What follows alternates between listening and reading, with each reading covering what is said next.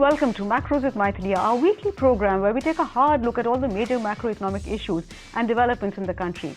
Well, nothing can be more major than the GDP numbers that have just been announced by the CSO. So, joining us in that debate about what the CSO numbers portray, do they show a recovering economy? Do they show an economy that's recovered? Are we still not out of the woods? We have perhaps the best panel possible. We have with us Dr. Soumitra Chaudhary, former member of the Planning Commission. We also have Dr. Ratin Roy, also of the NIPFB, Director NIPFB. We will soon be joined by Dr. Pranab Sen, the Chairman of the National Statistical Commission. Welcome to the show, gentlemen. Soumitra, if I can start with you.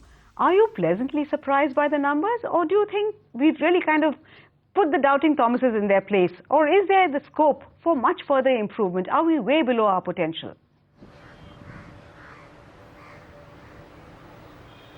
No, we are below our potential, but let's put it like this. There is not much of a surprise, because if you take the advanced estimates for the year and you subtracted the first 3 quarters, you would have got a slightly higher growth rate than 7.4, that the 7.5 that they've shown. So this is within that range. However, I don't think the doubting Thomases will have been put to sleep, because manufacturing is showing up, I think, 8 or 8.5% growth, and most people say, where is the top line growth? Problem is, this is value added, this is not net sales. This includes wages and salaries, interest. So it's not about the margins, it's not about the profitability, which is still very poor. The second thing is that if you look at the total material producing sectors, there is agriculture, mining, quarrying, manufacturing, electricity and construction, numbers are still very weak. Most of the growth is being contributed to the services sector. Its services sector forever cannot remain at odds with the material producing sectors. So there can be some dissonance for a year or two. Eventually, the material producing sectors that has to move ahead, and that still has not happened. Hopefully, it will happen in this year. Let's see. Ratin, Soumitra said that these numbers are more or less in line with what the advanced estimates had suggested. But if you remember, till just a day or two ago, or even till this morning, most of the brokerages had said that Q4 numbers would be less than Q3. Whereas on the contrary, what we've seen is a very pleasant surprise. Q3 numbers have actually been revised down to 6.6, and Q4 numbers are substantially higher at 7.5. So is that not reason for us to feel quite happy about it? Well, it's a reason for us not to listen to brokerage houses, if anything. I think what we have to be happy about is that we are not seeing any unexpected variances in the trend growth rate. As quarterly results come out, everyone from the economic survey down and other growth forecasters expected growth to be somewhere between 7.2 and 7.5, 7.6%. We are getting that. What we are seeing are quarterly surprises in sectoral indicators. And that in itself is to be expected.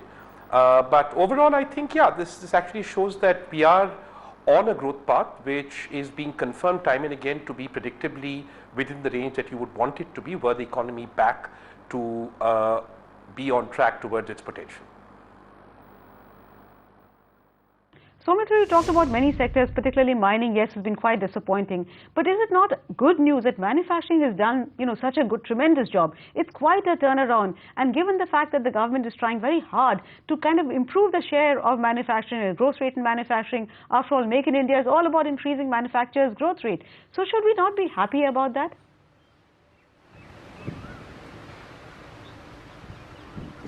No, manufacturing, as I said, is surprisingly high, considering that, like in your previous program, which is listening on about corporate results, net sales are down, margins are down, profits are down.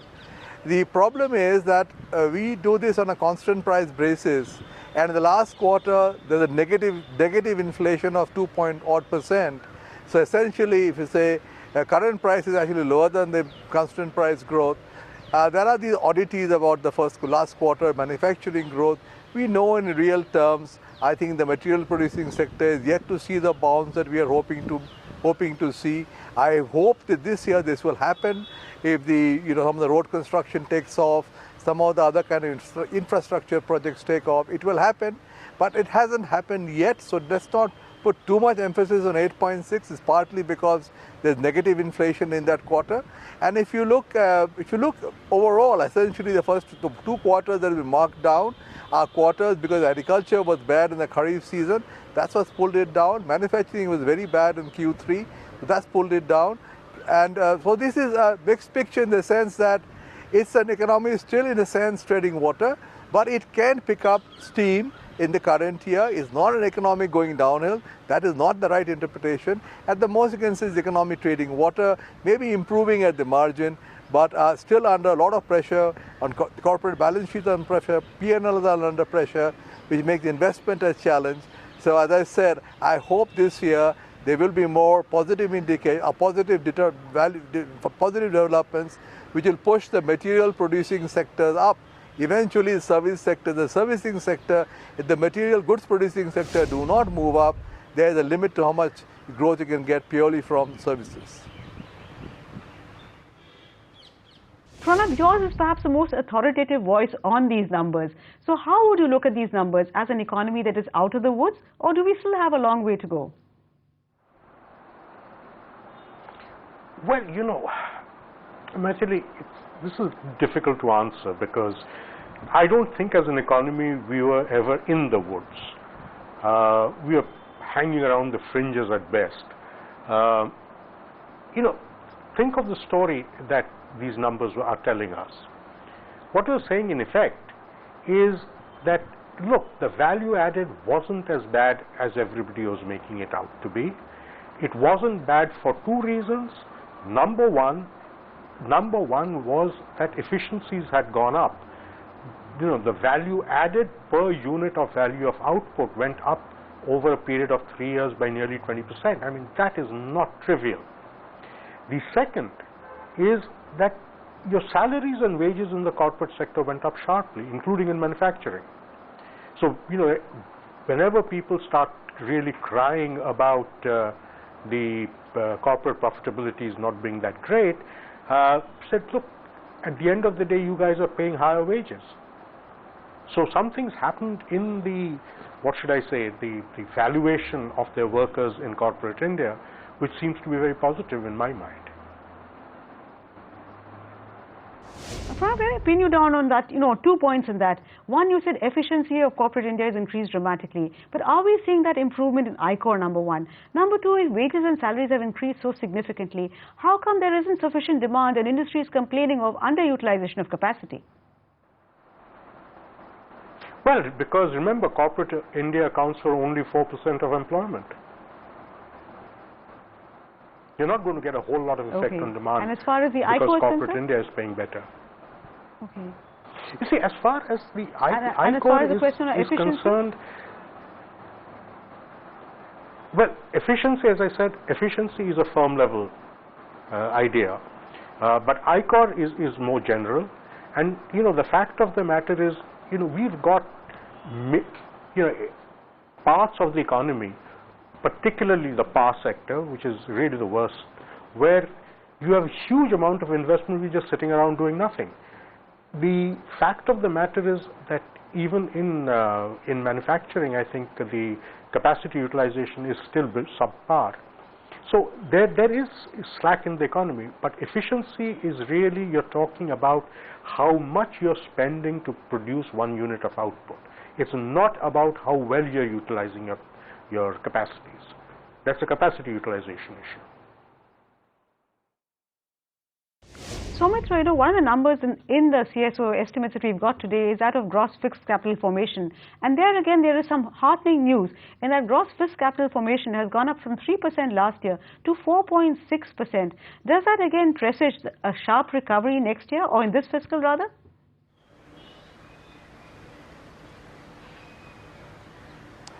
I think I'd rather, instead of looking at the year-to-year growth and gross fixed capital formation, I'd rather look at the ratio. The ratio is roughly where it was last year, around 30%, a little better than last year. I think it's 30.9% if I'm not mistaken, in the quarter ended March, which basically shows that despite everything, investment is happening. What you really need to step up the pace of investment, make the 30.9 eventually go to 32%, it'll make a lot of difference. But as far as what something with Pranav was saying regarding efficiency, if you look at the corporate numbers, and I looked at the corporate numbers for results that were out till yesterday, and if you look at the net sales growth, you look at, except you don't have salaries and wages numbers, all the numbers are not let's say, very heartening. Now, one of the things that drives investment and investor confidence is profitability. If profitability remains under pressure, there will always be some reluctance to invest because the market risks then look rather overwhelming. I think, and the thing that can change that is top line growth. Because if you have top line growth, and there's a lot of spare capacity, as Pranam mentioned, there's a lot of top line growth, then your profitability is going to increase dramatically. So that's really the hope that this year there will be some improvement on the top line, and that top line can be supported by additional product, and that additional product, the contributions are going to be very large.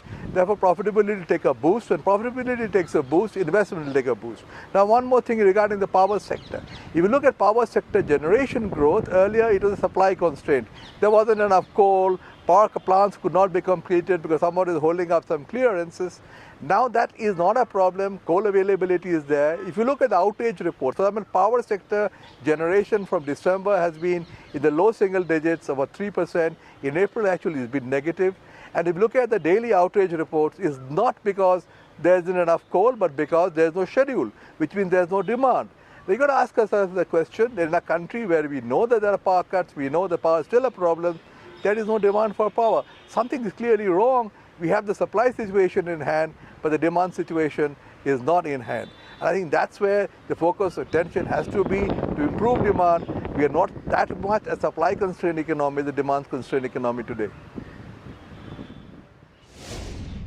Ratan, is that good news that we're no longer a supply constrained economy? Because India has all along always been a supply constrained economy. So is demand our problem now? I think we're an efficiency constrained economy, and that problem is not going to be reflected as much in whether GDP numbers come up to 7.5 or 8 as to what we expect our economy to be growing at in the long run. Having said that, I'd like to make one other point, Mythili, which is that, and this is as important for international investors, that in this country, maintaining fiscal prudence does not negatively seem to have impacted the trend growth rate. That's the lesson I'm learning from you. And insofar that means that fiscal prudence is not causing a knock-on effect on demand, that's a good thing. If you look at government final consumption expenditure, it is actually, the growth rate is lower than in the last estimate. And that is bound to happen because we've seen a relatively contractionary budget. So on the fiscal side, the government is not pump priming demand in the economy. Notwithstanding that, we're able to maintain growth rates around 7.5%, and that is a good thing. It's a sign of strong fundamentals, and it's a signal that we do not need to constrain our fiscal consolidation path because we're afraid of demand constraints, and that government pump priming on the demand side is not necessary. If things need to be done to stimulate private sector animal sentiments, private sector appetite, then of course, and if that is good for demand, that can only be a good thing. But it's not the solution for that. The policy solution is not for government to deviate from fiscal consolidation on the grounds that there's something wrong on the demand side. Spoken like a true fiscal economist, Ratan, but I'm afraid on that note we have to slip into a very short break. But please do stay with us. We'll be back very soon. Welcome back. You're watching Macros with Mythili, and we are discussing the CSO's latest GDP numbers, which show the economy might be in much better shape than many had feared so far. Soumitra, before the break, Ratan was talking about how government's adherence to fiscal discipline has not really been a big dampener on demand. But I thought, given the fact that private sector is not investing, actually this adherence to fiscal discipline might not be a very good thing. And public investment has to step into the breach, at least temporarily, to ensure that investment, demand, etc. pick up. So is adherence to fiscal deficit, discipline, etc. a good thing or not so good in today's scenario? I'll make two separate points. One is, for 10 years, at no stage did we use fiscal pump priming to boost the economy, except in 2008 and 9, when we were passing through the global financial crisis, and we did it the most effective way possible through a tax cut. The expenditures that we approved, like JNURM buses, were bought 2 years later on. I knew that would happen. That's why we stood by tax cuts, which are far more effective than actually spending money. The second point is, this is not a trade-off between fiscal discipline and growth. I think public investment, for example, in roads is already funded. It's funded out of the high cesses. You don't have to spend more money. You have to award the contracts. The money is already in the bag. I would certainly say, yes, I think there is no need nor scope to actually deviate from the path of fiscal correction that we've embarked upon. But there certainly is a need to make those awards on road construction, for which the government is collecting cesses on a daily basis. The money is already in the bag. So at least spend that money. You don't have to borrow any more money. So I agree with Rathin on that, but for quite a different reason. The second issue is that when it comes to demand, there are many other aspects, other things that are conventional fiscal prime pumping. There's of course the monetary stance, there's a condition of the banking sector where the asset book is under pressure, and there are these tax-related issues which create a great degree of uncertainty within corporates, both domestic and foreign, and I think there are many more than is widely publicized where corporates are shy about talking about them. I think these things should have to be resolved. You can't have tax bringing a surprise every other time, and people get really worried, and if you are worried about something else, then you're not going to worry about expanding your business. What we need corporates to focus on growing their business and not about which lawyer to engage and which war to fight on that battlefront. There are many ways and many issues in which demand conditions can be improved without actually giving up our fiscal stance. I don't think that's a wise course, but certainly the monies that are collected from our road tolls should be spent. We didn't make enough awards last year for whatever reason. Let's hope the awards are made in time so road construction gets a fillip. Railways have a lot of programs, they're already funded, that they can be actually moved ahead. Our problem, as we all know, is very often to do with implementation, not essentially any other thing. Oh, absolutely. Our problems are essentially always about delivery and implementation. But Pranab, if you look at these numbers, the fact is that, if you look at Q3 numbers, which have sharply revised down from 7.5 to 6.6, after all, these numbers, the whole idea of these numbers is to give direction to policy. Now, had we known that Q3 had slowed down to 6.6%, could policy, particularly monetary policy, have been more proactive? So are revisions inevitable? And in the process, do we pay a price in terms of the ability of policy to be proactive? Well, revisions are inevitable because you're using different sets of data, and when conditions are unusual, the revisions will be large. I mean, I don't think you can get away from it. It's not just a problem in India, it's an issue everywhere in the world. But having said that, in terms of policy making, I think policymakers do look at the data very, very carefully, but most of them also do have their ears to the ground. And so, there is a lot of heuristics in policy making that does happen, and the question is whether the harder data coming in validates your position or requires you to change. That is an ongoing process. But, think about what's happening. We are talking about investment. We've known for a while now that for the manufacturing sector, the real interest rate is possibly at an all-time high. I mean, you've got minus 2.7% WPI inflation, so you're talking about 13% real interest rate. Nobody is going to invest with those kinds of rates, and this is not as if we didn't know it 6 months earlier, 2 quarters ago. Now, the question is, how do you react? What do you take into account? Do you have the instruments in your hand?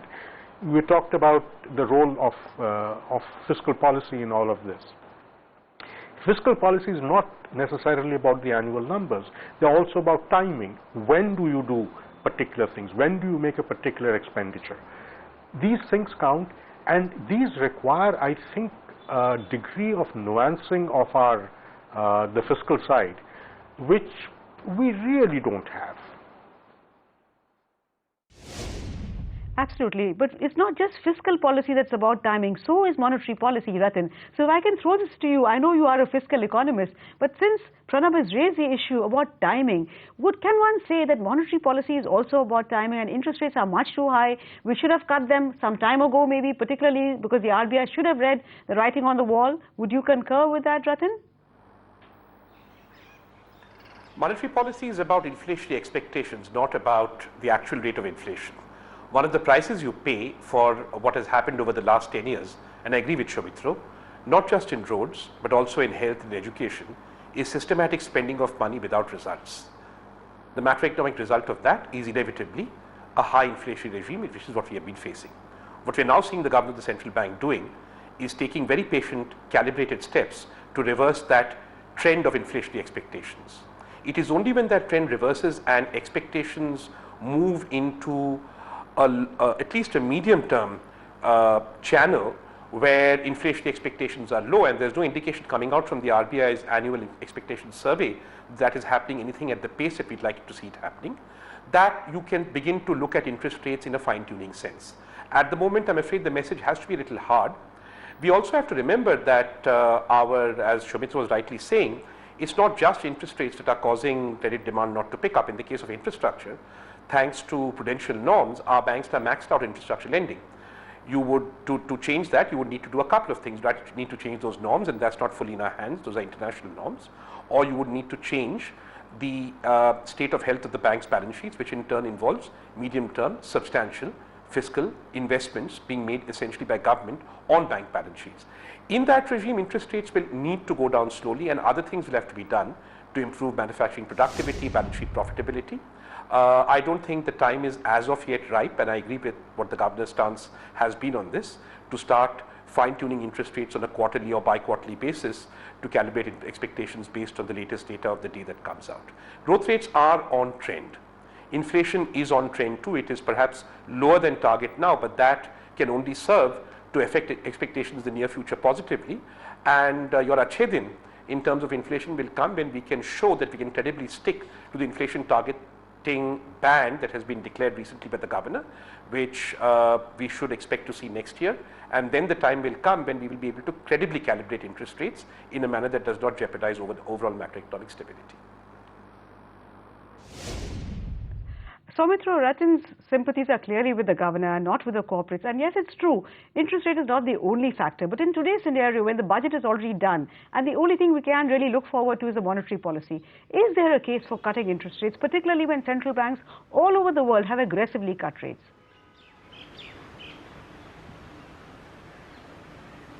You know, Mythili, is a question that is a very long answer, but I'll try and keep it brief. First, you've got to see how does monetary policy, what is the transmission mechanism between monetary policy and inflation, provided that, first of all, the inflation has to be a realistic representation of relative price movements. You have to decide that that is the index that you're right index that you're following, and what is the mechanism. You raise interest rates, you destroy demand. When you destroy demand, you equilibrate demand and supply. That's really the transmission mechanism at the end of the day. The inflationary expectations issue doesn't work in the abstract, it works within this context. Now, if you got something like the CPI, which is 50% food, and represents the NSSO basket, which you know adds up to about 50% of total consumption on the production side, it is not a representative number. For instance, if you look at subcomponents of the non-food basket, a subcomponent, let's put it like that, let's put fuel and light. Now, if you are talking about destroying demand, or let's say recalibrate, you're talking about recalibrating industrial, modern sector. And that modern sector doesn't buy firewood, nor does it buy domestic electricity. So I think you have to keep all of these things in mind.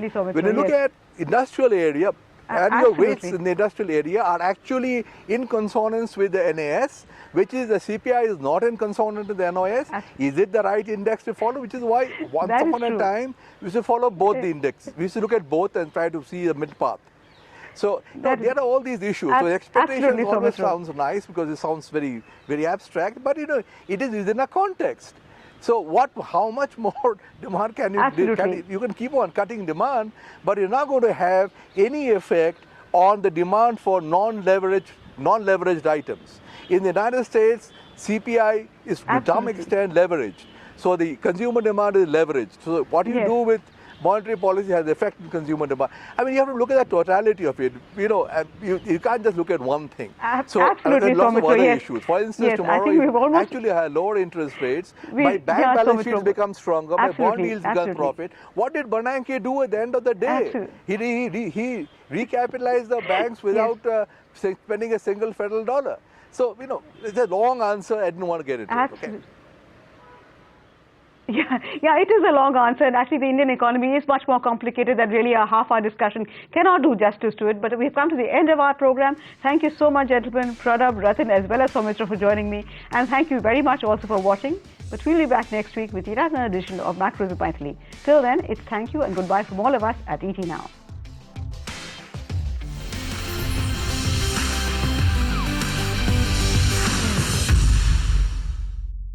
Find us on Facebook at facebook.com/etnow and don't forget to click the like button. You can also follow us on Twitter at etnowlive. To stay updated with all our programming, hit the subscribe button on our YouTube channel by logging on to youtube.com/user/etnow.